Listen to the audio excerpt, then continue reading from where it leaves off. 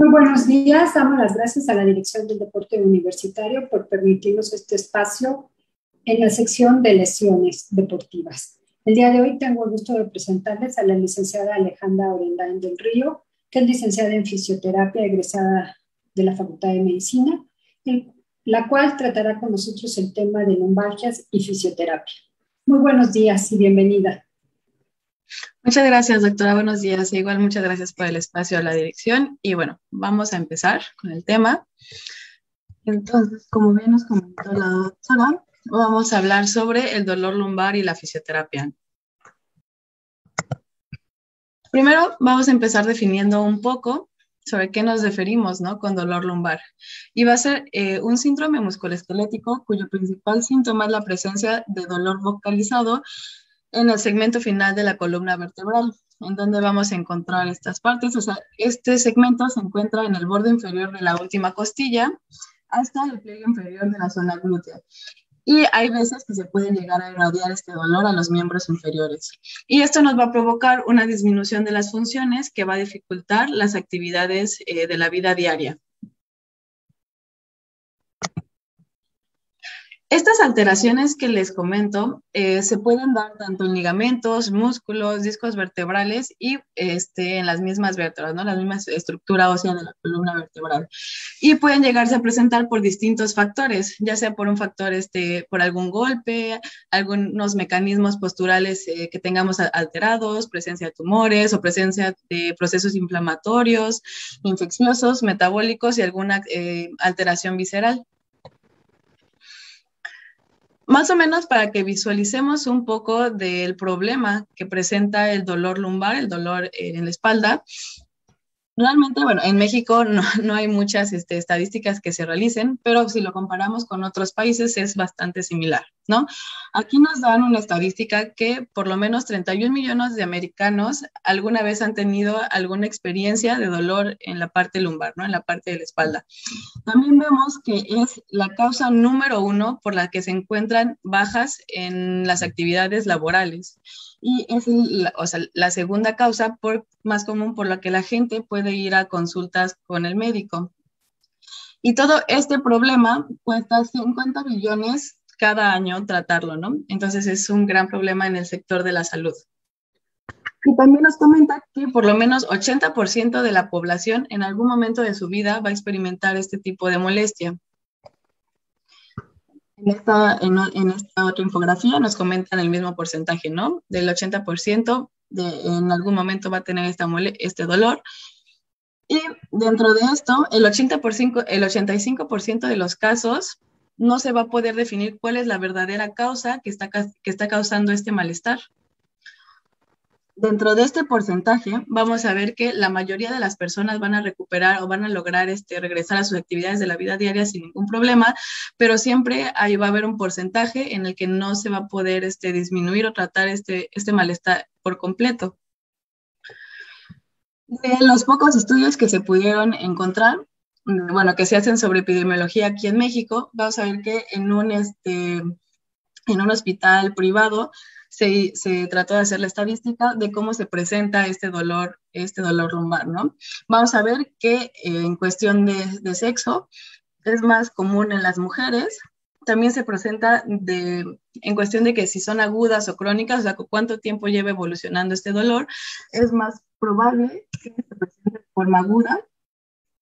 En las edades, el rango de edad en la que más presentan esta patología es de 31 a 45 años.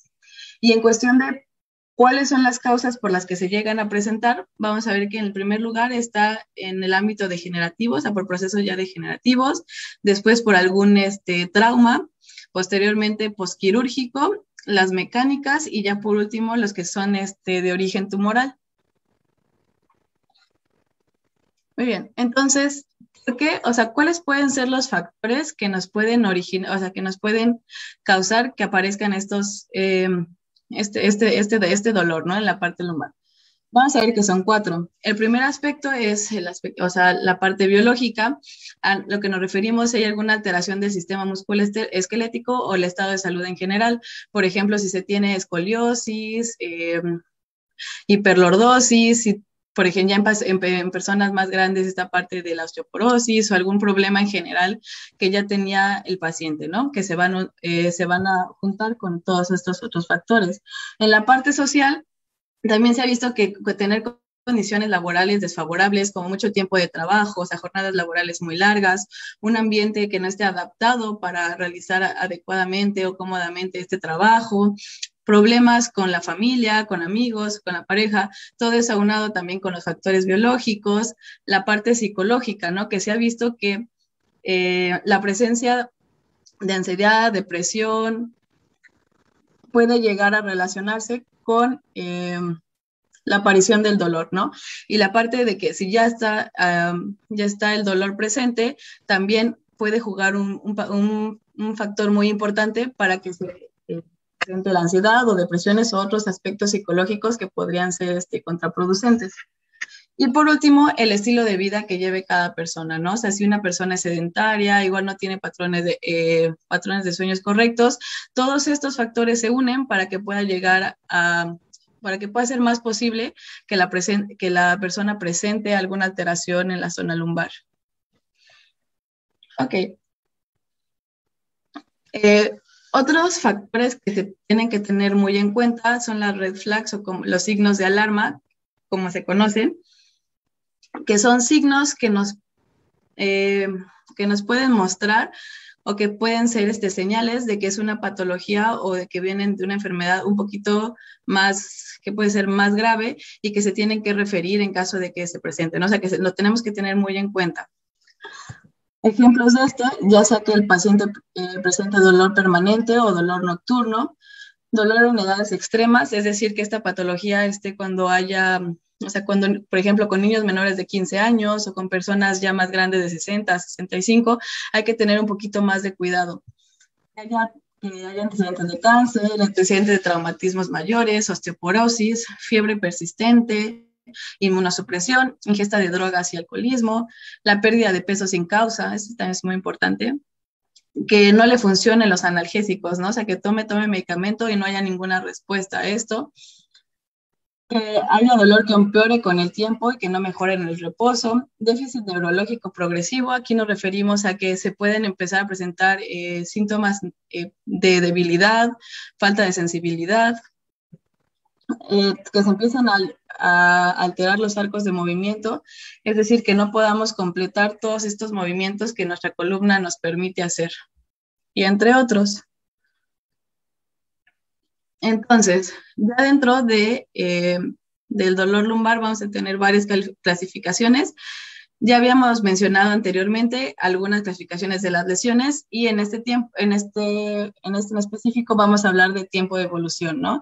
El dolor lumbar se puede clasificar en el dolor agudo, que es cuando este dolor lleva menos de 6 meses de evolución desde que empezó y es el que más se presenta, ¿no? Como habíamos visto. Y después tenemos el dolor crónico, que ya son más de 2 semanas desde que apareció por primera vez la molestia. Y el otro es el dolor recurrente. Aquí es cuando supongamos que ya me dio el dolor, me recuperé y pasaron más de 6 meses y recaí otra vez en la molestia, ¿no? Ok. Y tenemos otra clasificación que es la que usamos más específicamente en fisioterapia, que es la clasificación dependiendo el origen del dolor lumbar, ¿no? Aquí vemos la clasificación la hizo un fisioterapeuta, Mackenzie, y vamos a ver que del 83 al 88% de los pacientes que tienen dolor van a poder encajar en este tipo de clasificaciones. Vamos a ver que están tres partes, que es el síndrome de desarreglo, que vamos a ver que es el que más tiene este porcentaje. O sea, más personas presentan este síndrome. Después está el síndrome de disfunción y por último el síndrome postural. Ahorita vamos a hablar un poquito más o menos de qué consta cada uno. El síndrome de desarreglo va a ser aquel en el que la alteración anatómica, o sea, vamos a encontrar una alteración anatómica y desplazamiento de las estructuras vertebrales, ¿no? o bueno, de las estructuras de la columna vertebral. Es lo que podemos conocer como las hernias de disco, que hay 3 tipos, ¿no? Desde una protusión hasta una obstrucción discal. Entonces, si nosotros vemos estas alteraciones en la anatomía de los tejidos de la columna vertebral, nos van a hacer que se altere la movilidad de las superficies articulares, tanto de la vértebra que está lesionada como de las adyacentes. Y esto nos va a causar tanto limitaciones en el movimiento y por ende después el dolor. La sintomatología específica de este síndrome es que el dolor puede ser muy variable, ¿no? Puede ser tanto constante como intermitente. O sea, puede ser que el dolor me esté casi todo el día o solamente a veces o con algunos movimientos. De igual manera, vamos a ver que este dolor puede ser presentado solo donde está la vértebra o la estructura dañada, pero también, como vemos, o sea, si hay alguna alteración en el núcleo, o sea, en la parte del núcleo del disco, pues puede llegar a obstruir el canal espinal, lo que nos puede dar signos, síntomas, o sea, sintomatología nerviosa, por lo que el dolor también puede llegar a ser referido. Aquí es esta parte que les comento de signos y síntomas radiculares. El inicio de este dolor puede ser tanto gradual como agudo, o sea, es decir, me puede empezar a doler poco a poquito y puede ir aumentando a lo largo de como va pasando el tiempo, o de la nada me puede empezar puedo empezar a tener la molestia de un día para otro. Vamos a ver que el dolor va a empeorar al realizar ciertos movimientos o mantener ciertas posiciones, así como al principio y al final del día. Y el dolor va a mejorar con los movimientos realizados en la dirección contraria. Y el dolor va a estar cambiando de ubicación e intensidad. Y puede ser tanto que tengamos la sintomatología, como les había contado, solo en la parte de la zona lumbar o de la parte distal, ¿no? Por ejemplo, cuando tenemos dolor que se conoce como el dolor de la ciática, que el dolor se irradia hasta la pierna. Después, el otro síndrome que les había comentado es el de disfunción, ¿no? Aquí vamos a ver que la causa es por alguna deformación mecánica o deterioro estructural del tejido blando.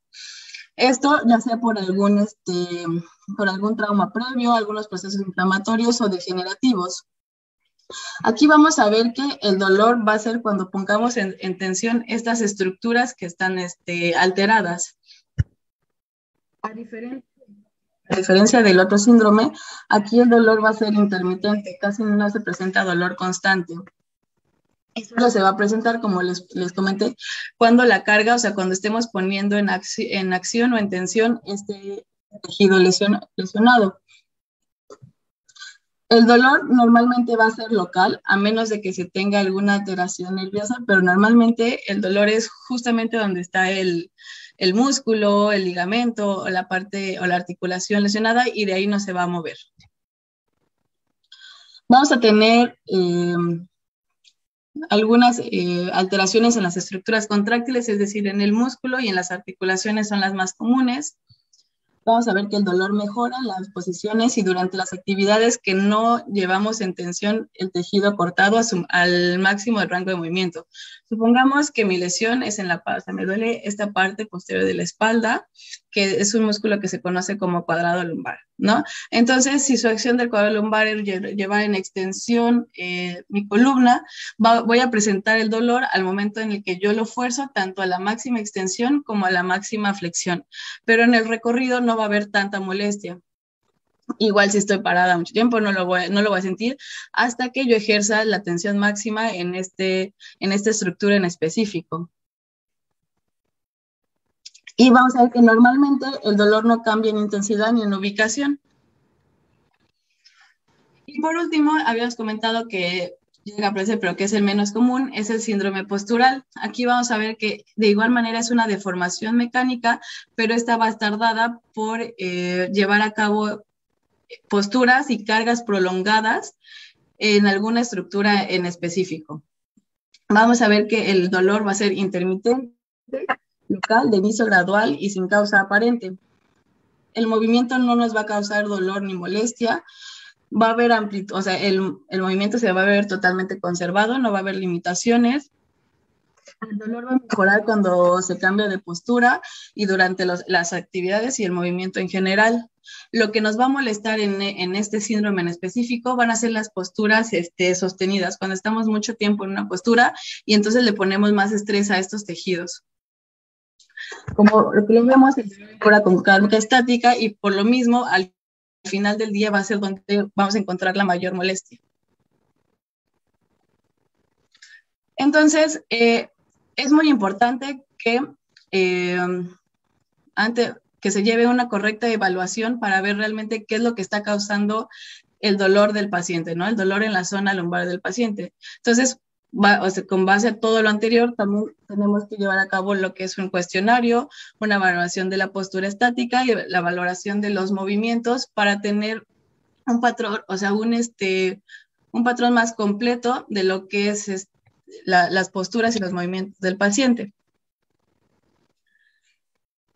Lo primero que tenemos que hacer es llevar a cabo el cuestionario, donde vamos a tomar ciertos aspectos importantes que tenemos que tener en cuenta para formular un tratamiento. Entonces, vamos a preguntarle dónde está el dolor en estos momentos. Vamos a ver si el dolor es centrado, si es solamente de un lado, si se aparece en los dos, en ambas piernas, en ambos lados de la espalda, si existen algunos síntomas de parestesia, o sea, como alteraciones de la sensibilidad. ¿Desde cuándo está el dolor, no? Ya sea agudo, subagudo, crónico, que es lo que habíamos mencionado en la clasificación pasada. ¿Cómo es que se inició el dolor del paciente, no? Si empezó por un golpe, hizo algún movimiento brusco de repente, o empezó poquito a poquito, o empezó de la nada. También preguntarle qué tipo de dolores, ¿no? Si es un dolor que está todo el tiempo, si es un dolor que viene y va. Preguntarle justamente qué es lo que hace que venga, o sea, qué es lo que hace que aumente, qué es lo que hace que aparezca, qué es lo que hace que disminuya este dolor, ¿no? Justamente con toda esta información nosotros podemos ir viendo qué tipo de síndrome es, ¿no? Y así poder ver cuál es la causa real de la molestia del paciente para así brindarle un mejor tratamiento.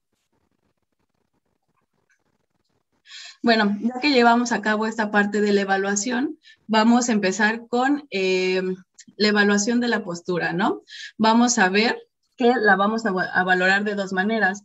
El paciente en posición de sentado para poder ver la parte de la vascularización de la pelvis, la activación de los músculos abdominales, de los músculos de la espalda.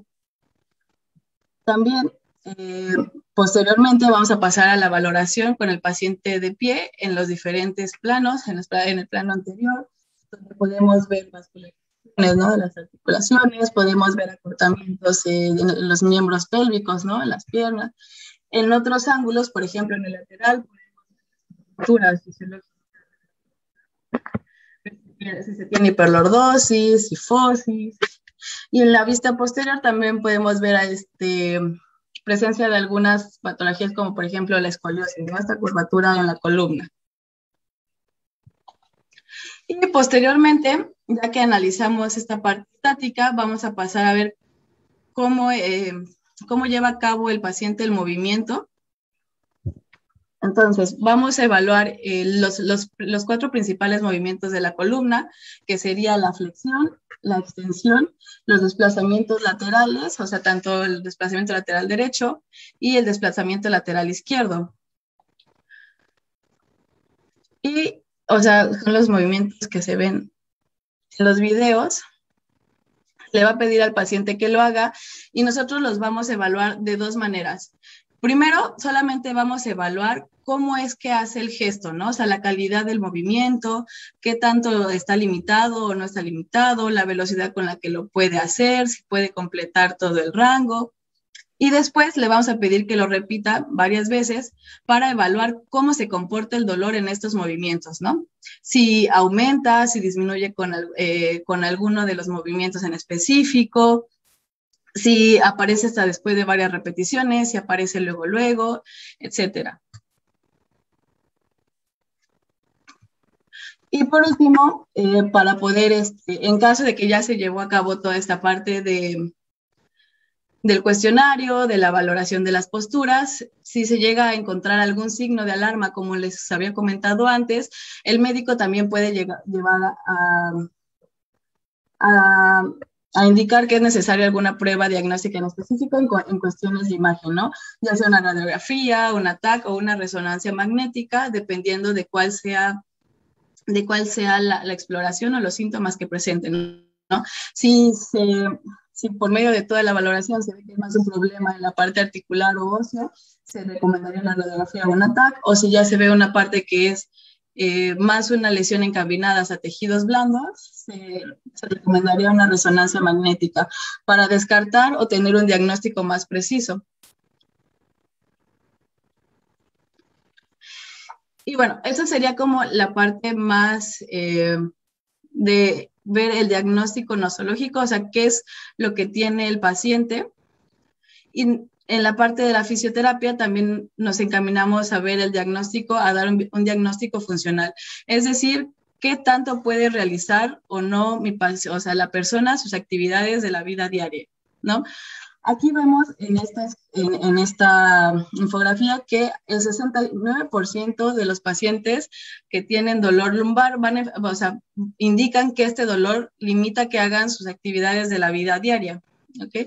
Entonces vamos a ver que lo que más se ve afectado cuando tenemos dolor lumbar es la capacidad para hacer ejercicio, posteriormente para dormir bien, después para llevar a cabo su jornada laboral de una manera normal, de poder tener una relación bien, o sea, ya sea con pareja o con familia, etcétera, poder realizar viajes, otros y el último tiempo con la familia, ¿no? Entonces, es muy importante que nosotros conozcamos y hablemos bien con nuestro paciente de qué tanto está alterado, qué tanto altera esta presencia del dolor con su desarrollo de la vida, porque con base a eso nosotros podemos fijarnos objetivos para brindarle un mejor tratamiento encaminado a las actividades que él hace.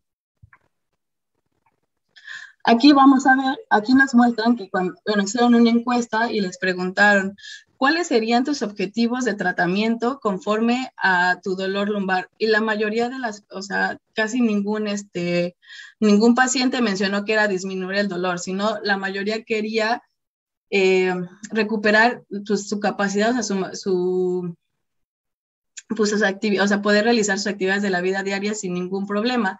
Claro está que si nosotros trabajamos el dolor, la parte de la disminución del dolor, se puede llegar a incorporar a sus actividades sin ningún problema, ¿no? Pero esto es para que nos demos una idea de lo importante que es conocer todas las actividades y los objetivos que el paciente tiene, ¿no? Y en qué realmente se ha visto afectado su vida por este padecimiento. Hay varias herramientas que nosotros usamos para esto. Aquí les voy a presentar dos. Son cuestionarios que van a evaluar la funcionalidad, ¿no?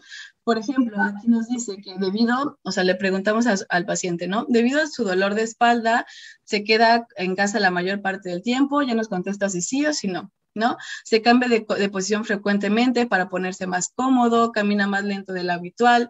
Entonces, ya nosotros tenemos este registro como base. Fijamos nuestros objetivos de lo que queremos y con el tiempo, ya estableciendo un tratamiento, vamos viendo si nuestro paciente va mejorando o no va mejorando, ¿no? Y qué aspectos quiere tratar. Este es otro cuestionario que sí nos brinda una puntuación. Entonces, igual, nosotros le preguntamos al paciente, él nos dice cuál de estos aspectos corresponde a su sintomatología.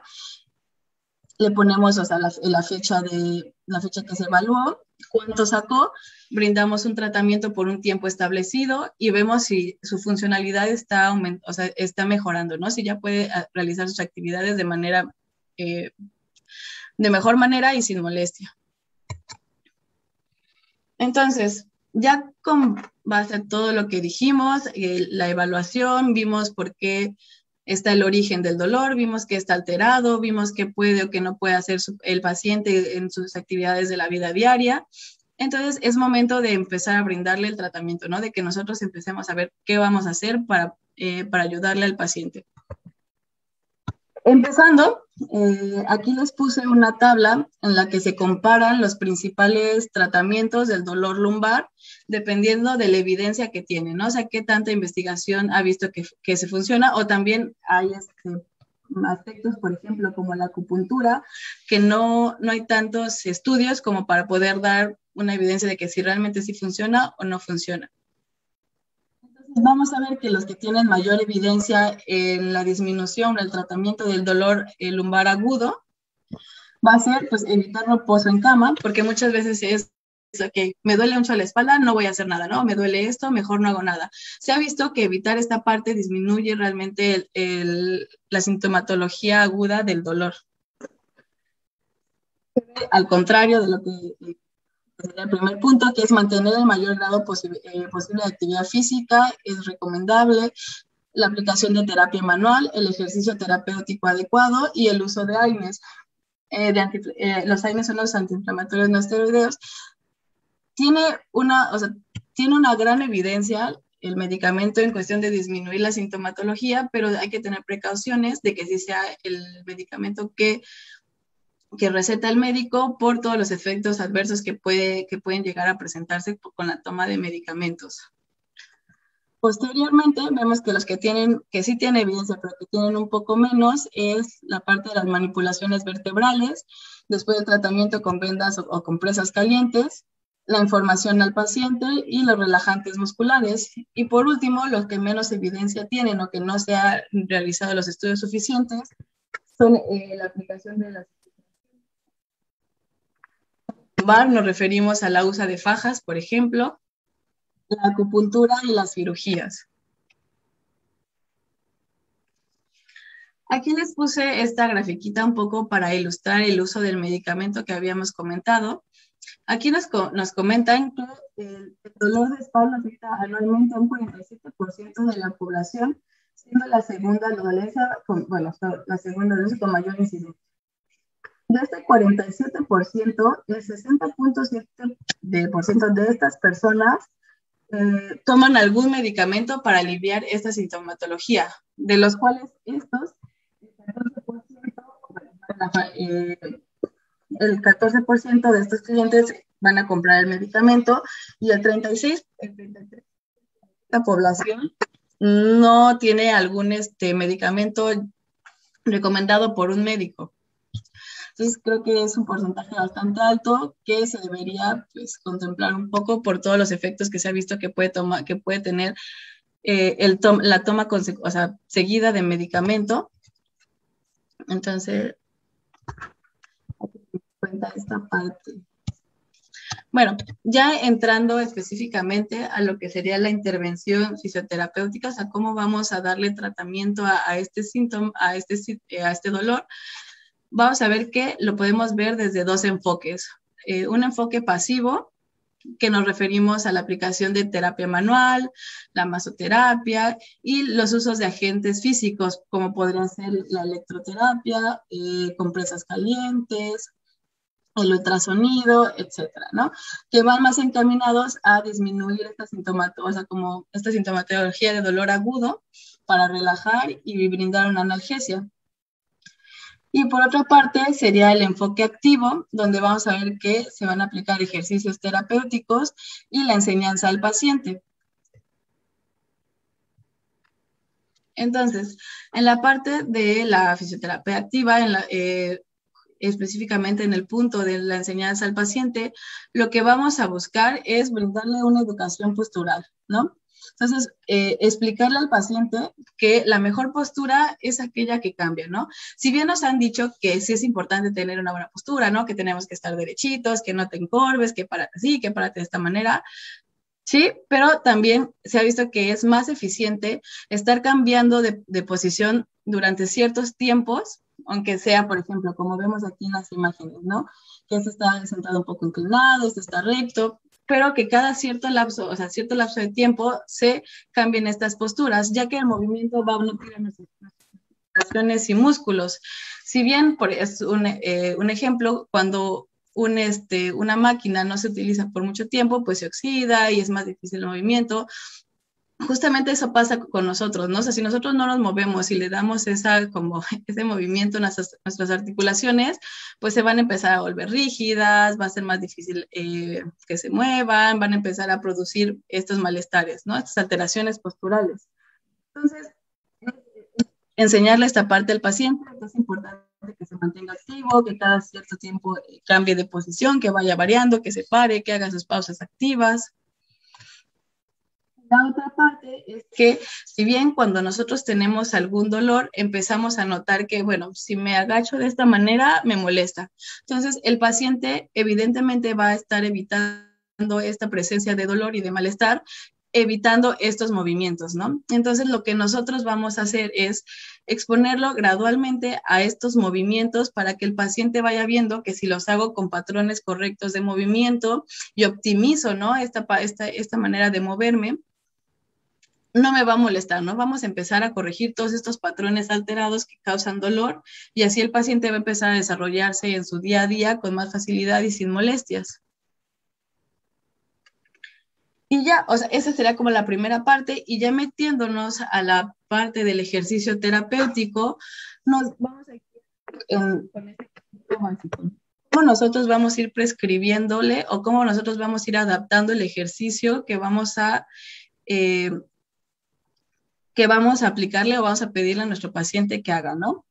Vamos a ver que primero lo que tenemos que hacer si es un dolor agudo es tratar de inducir esta analgesia, la disminución del dolor, si hay inflamación, controlarla, ¿no? Como la sanación de estos tejidos que están alterados.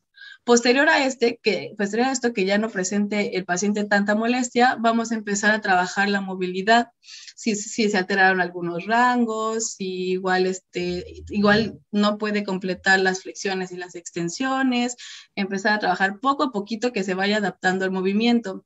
Después vamos a trabajar un poco de la estabilidad, del control motor, la coordinación, el equilibrio. Posteriormente vamos a empezar a trabajar con un poco de fuerza, resistencia. Y al último, en caso, por ejemplo, de que sean deportistas, les empezamos a meter ejercicios que involucren ya más la parte de la agilidad, de la coordinación más específica. O en caso de que el paciente no realice alguna actividad, algún ejercicio o deporte en específico, pues encaminarlo más a todas sus actividades del día a día. Aquí les puse algunos ejemplos de cómo podríamos llegar a trabajar, algunos ejercicios que se pueden llegar a trabajar para el dolor lumbar, ¿no? En el primer punto, ¿no? Que comentábamos que queríamos trabajar la parte del dolor, de la movilidad y la flexibilidad. Podemos hacer ejercicios estáticos, ¿no? En la que buscamos relajar toda esta musculatura que está tensa, ejercicios asistidos con alguna liga, que nosotros le ayudemos también al paciente, unos ejercicios de movilidad de espacio, ¿no? En la que aquí trabajamos la parte de la columna, tanto dorsal como lumbar, que se relaje aquí toda la parte de la espalda. Después de esto también podemos empezar a poner ejercicios un poco más activos, ¿no? Dependiendo de cómo vaya respondiendo el paciente, donde involucramos más estructuras, el control del abdomen.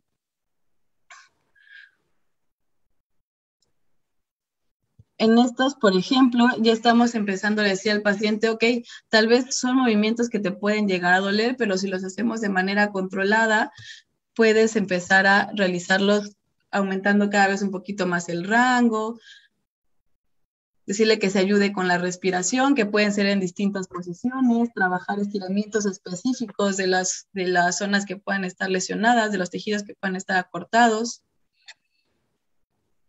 Otra herramienta que se pueden utilizar más específicamente cuando tenemos alteraciones a nivel nervioso, por ejemplo, el dolor alteración en el nervio ciático, está una técnica que se conoce como neurodinamia, que lo que buscamos es ponerle tensiones controladas al tejido nervioso y a las estructuras que lo rodean para irlo liberando y relajando poco a poco. Entonces, son ejercicios que realmente son simples y que se pueden ir progresando dependiendo de cómo se vaya sintiendo el paciente, ¿no? Y que el paciente puede realizar en su casa, se les enseña, se le corrige cómo hacen las posturas. y poco a poco se van progresando.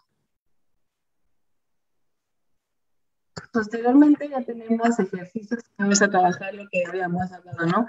La estabilidad, aquí estamos hablando de estabilidad específicamente del abdomen y el trabajo de fuerza de esta zona, ¿no?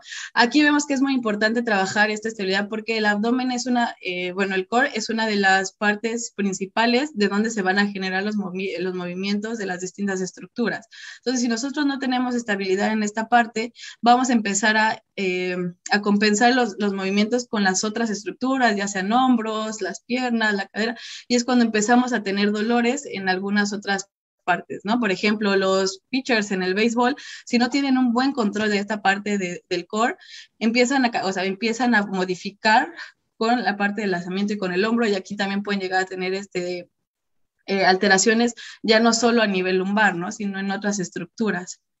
Entonces, bueno, aquí vemos algunos ejercicios también que se pueden ir progresando, ¿no? Dependiendo de cómo vaya avanzando el paciente y sus requerimientos. De la misma manera, o sea, podemos ponerle un poco de planchas dinámicas. Y siempre viendo y enseñándole al paciente cómo está haciendo el ejercicio y cómo tendría que, o sea, si tiene algún patrón erróneo, enseñarle cómo tendría que hacerlo, ¿no? O sea, que siempre esté consciente de la manera correcta y del control, o sea, que tenga conciencia de los movimientos que está haciendo. El trabajo de fuerza también es muy importante, sale fuerza específica en las zonas como en la zona que habíamos hablado, ¿no? La abdominal y la parte posterior del abdomen, igual la zona glútea, para brindarle estabilidades a nuestra articulación, ¿no? Como vemos aquí, se puede trabajar con peso, siempre que sea un movimiento controlado, que sea el peso adecuado y la progresión correcta. De igual manera, hay otras técnicas, hay otro tipo de ejercicios, por ejemplo, el método hipopresivo, en el que se activan específicamente músculos como el recto abdominal, el transverso abdominal, que son músculos base para brindar esta estabilidad a la parte del core, que nos van a ayudar a disminuir la sintomatología de molestias y darle más estabilidad a esta parte de nuestro abdomen, ¿no? Del core en general. Y bueno, esto sería todo, sería como una parte general de cómo se aborda el dolor lumbar en la fisioterapia, ¿no? Desde el diagnóstico y después cómo buscamos resolver todo este problema desde la sintomatología inicial, ¿no? Muy bien, muchas gracias, licenciada. Sin duda es un tema muy interesante, muy, muy frecuente en la población. Yo creo que, como dice usted, siempre hemos tenido un acceso de dolor lumbar o lo vamos a tener a lo largo de nuestra vida. ¿Qué opina del uso de las fajas lumbares? ¿Se recomiendan? ¿No se recomiendan? ¿Qué opina? Ok, justo igual como venía en el cuadrito de la evidencia, las fajas no se ha visto que tengan una evidencia para disminuir el dolor, ¿no? Lo que pasa con las fajas es de que si tú le brindas estabilidad a tu cuerpo de una manera que no sea activa, el cuerpo se va a acostumbrar a de que la faja, o el aditamento externo haga todo el trabajo. Entonces, al momento que la faja me ayuda, me lo ponga, me brinda soporte, pero si yo me lo quito, vuelvo a tener toda esta molestia. Entonces, realmente no se está solucionando el problema desde fondo, ¿no? Entonces, es mucho mejor nosotros trabajarlo de una manera activa y hacer una faja natural, o sea, una faja, sí, natural, por decirlo, o sea, fortaleciendo el abdomen, fortaleciendo la espalda, que eso ya me va a dar la estabilidad que yo necesito y que la voy a tener todo el tiempo, a tener que estar usando siempre estos aditamentos. Sí, mucha gente cree que el uso de las fajas puede sustituir a la fuerza muscular, ¿no? Y sí hemos visto que realmente es mucho más recomendable tener un abdomen y unas lumbares fuertes que estar utilizando fajas. ¿Hay algún tipo de actividad que yo deba de evitar si tengo un problema de lumbalgia? Pues se ha dicho que, por ejemplo, todo depende el grado en el que esté el dolor lumbar, ¿no? O sea, si ya se le brindó un tratamiento, podría ser, de hecho, nosotros le brindamos el tratamiento para que pueda hacer la actividad que ellos hacen en la vida diaria, ¿no? Pero bueno, en un principio sería ver qué, o sea, qué actividad le está molestando. Por ejemplo, si a la hora de correr le molesta, habría que ver por qué le molesta, ¿no? Igual tiene esta deficiencia muscular, entonces a la hora del golpeteo, pues o sea, la columna tiene mayor movilidad y es lo que le va a causar la molestia, ¿no? Entonces, más que nada sería encontrar el punto y la causa por la que tiene la molestia, solucionarlo y que ya después regrese a la actividad que le está molestando en sí, ¿no? Yo diría sí, que igual... Sí, adelante. O sea, que justamente no sería como ver, ok, te molesta en este momento, igual ahorita no lo hagas, o sea, haz esto para sustituirlo y ya que trabajemos toda esa parte, ver si ya puede reincorporarse, ¿no? Pero no sería tanto como que no lo hagas ya nunca más, pero sino ver, ok, esto en específico te molesta, lo corregimos y lo tratamos. Ok, de acuerdo. También sabemos que, por ejemplo, en las pacientes embarazadas, esta es una de las principales causas de dolor. ¿Qué les recomienda a ellas? Ok, bueno, sí, en el embarazo es muy común por el peso. De hecho, hay tratamientos, ¿no? Bueno, más bien hay ejercicios encaminados a esta parte de disminución del dolor lumbar. Por ejemplo, el hecho de hacer yoga, pilates, porque justamente vamos a estar trabajando tanto la relajación, que en el embarazo lo que pasa es que ponemos en bastante peso y en tensión músculos y estructuras que no estaban acostumbradas a esto, ¿no? Entonces hay que trabajar la parte tanto de fortalecerlas como relajar, o sea, la relajación, ¿no? Y esto con algunos ejercicios en específico, ya sea que vengan con nosotros, luego hay yogas o pilates específicos, ¿no? De intervención para embarazadas que les puede ayudar y les viene bastante bien. Ok, ¿y qué hay del peso corporal? ¿Interviene si yo bajo de peso para que disminuya este dolor?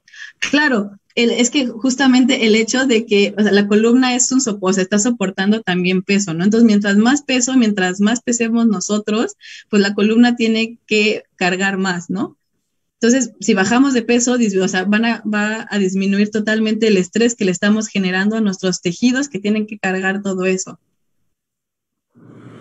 Y sumando, perdón, doctora, sumando a eso que seguramente falta muchísima fuerza, ¿no? Entonces la estructura no tiene suficiente fuerza y aparte le meto más carga de lo que puedo cargar. Entonces son dos factores que están interactuando juntos, ¿no? La debilidad y el sobrepeso. Entonces ahí sería bajar de peso y trabajar la parte de la fuerza y de la estabilidad de la columna. Ok, y en cuanto a las pomadas, agentes físicos, ¿qué recomienda que es lo más efectivo? Bueno, se ha visto, incluso pues los que tenían un poco de mayor evidencia es el uso de compresas calientes para relajar la musculatura cuando el dolor esté pues un poco más activo, ¿no? En la parte aguda, para pues la aplicación de calor nos brinda una analgesia, aunque sea temporal, pero puede ayudarnos para disminuir esta sintomatología. Muy bien, y ya por último, ¿hay algunas recomendaciones en cuanto a la silla, cómo debo de utilizar la computadora, todo esto como para mitigar o prevenir que me dé una lumbalgia? Sí, o sea, en general creo que igual se había tratado en un tema anterior que se dio del teletrabajo, me parece que hay algunas medidas en específico, ¿no? Que se busca que la computadora siempre esté enfrente de nosotros, o sea, como a la altura de nuestra visión para que no estemos tensando hacia abajo ni hacia arriba, que la silla no esté ni muy arriba, ni tan abajo, ¿no? O sea, hay como medidas específicas, pero lo más recomendable sería que el paciente se esté moviendo cada hora, ¿no? O sea, que no esté en una misma posición todo el tiempo. Que ponga, o sea, podemos poner una alarma en nuestro teléfono que cada hora y media, que me tengo que parar, doy una vuelta, voy por agua, regreso, o hago una pausa activa rápido, cambio de posición, ¿no? Si igual si estoy así, bueno, ya no sé bien, pero o sea, si estoy un poco deslizada, digo que ahora me siento bien, o ahora tal vez me paro un ratito. O sea, más que una postura correcta, porque igual mantener esta postura, o sea, una postura recta en el que no me encorve por 3 horas, igual me va a causar problemas. Sería lo ideal que mejor vaya adaptando cada cierto tiempo mi postura para que estas estructuras no se tensionen de más, sino siempre se varía la carga en estructuras diferentes. Muy bien, licenciada, pues muchísimas gracias. No sé si quiere dar algún comentario final, por favor. Bueno, creo que una parte realizando toda esta investigación fue que las personas se automedican muy fácilmente, ¿no? Entonces creo que lo mejor es que siempre vayan con un profesional, ¿no? O sea, que vayan con el médico y después si pueden pasar también al área de terapia para que se les brinde una solución, pues más en busca de qué es lo que realmente está causando ese problema, ¿no? Creo que estamos muy acostumbrados a enmascarar la sintomatología, enmascarar el dolor y pues eso no soluciona el problema siempre desde la raíz, por decirlo de alguna manera, ¿no? Entonces hay que buscar unas soluciones más complejas y pues eso solamente realmente viendo cuál es el diagnóstico que tengo y por qué pasa. Sí, otra recomendación que queremos darle al público es que tengan mucha precaución con toda esa gente que no tiene preparación y que les da ajustes en la columna y muchas veces con muy malos resultados. Acudan siempre a un profesional que les garantice un tratamiento y un manejo adecuado. Muchísimas gracias. Damos las gracias a la Dirección del Deporte Universitario por permitirnos este espacio en el programa sobre lesiones deportivas. Los esperamos la siguiente semana en un tema igualmente de su interés. Muchísimas gracias. Muchas gracias a usted, doctora.